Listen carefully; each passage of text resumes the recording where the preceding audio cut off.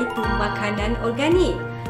Bila sebut pasal organik, mesti kita terbayangkan sayuran yang berdaun yang banyak berlubang akibat diserang makhluk perosak ataupun penyakit.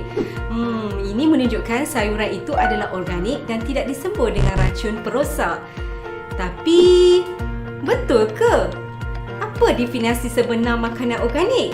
Definisi makanan organik di bawah Codex Alimentarius untuk Organically Produced Foods adalah meliputi produk makanan yang dihasilkan dari amalan pertanian organik yang memelihara ekosistem dan tanpa penggunaan pestisida atau veterinary drug termasuk antibiotik. Dia juga tidak menghasilkan tanaman daripada genetically engineered organism (GMO) ataupun genetically modified organism (GMO) dalam pengeluaran dan pemprosesan makanan serta tidak menggunakan rawatan reproduksi hormon bagi penternakan organik.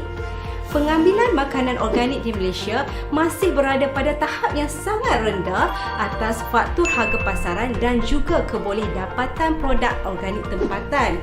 Walau bagaimanapun, Kementerian Kesihatan Malaysia sentiasa mengambil perhatian akan keperluan jaminan organik pada produk makanan sama ada untuk pasaran tempatan ataupun keperluan pengeksportan. Justru itu, skim pensijilan makanan organik telah diperkenalkan pada tahun 2017. Di bawah skop pensijilan makanan organik Kementerian Kesihatan Malaysia, perakuan organik dibahagikan kepada 3 kategori berikut. Kategori pertama, produk yang mengandungi 100% ramuan organik. Kategori kedua, produk yang mengandungi sekurang-kurangnya 95% ramuan organik. Dan kategori yang ketiga, produk yang mengandungi kurang daripada 95% tetapi lebih daripada 70% ramuan organik yang mana peratus pengiraan ini tidak termasuk dengan garam dan air. Kenapa makanan organik ini menjadi pilihan? Secara amnya, pengguna percaya makanan organik lebih sihat dan selamat dimakan kerana prosesnya tidak melibatkan penggunaan racun perosak, bahan kimia ataupun bahan tambahan dalam makanan. Mereka yang sedang berdiet cenderung untuk memilih makanan organik yang berasaskan bahan semula jadi tanpa sebarang pengawet, penambah rasa dan bahan-bahan tambahan lain yang tidak menyihatkan.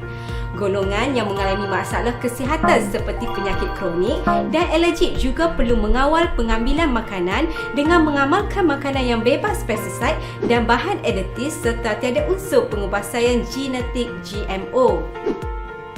Kenapa kita perlu pilih makanan yang disijilkan organik oleh Kementerian Kesihatan Malaysia? Melalui pensijilan makanan organik, makanan tersebut telah melalui pemeriksaan dan verifikasi di kilang pemprosesan termasuk pengesahan bahan mentah organik yang digunakan.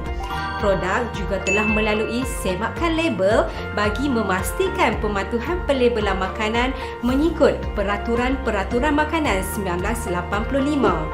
Produk makanan organik yang mendapat pensijilan Kementerian Kesihatan Malaysia juga akan melalui proses verifikasi lapangan secara berkala sekurang-kurangnya 1 tahun sekali oleh pihak Jabatan Kesihatan Negeri.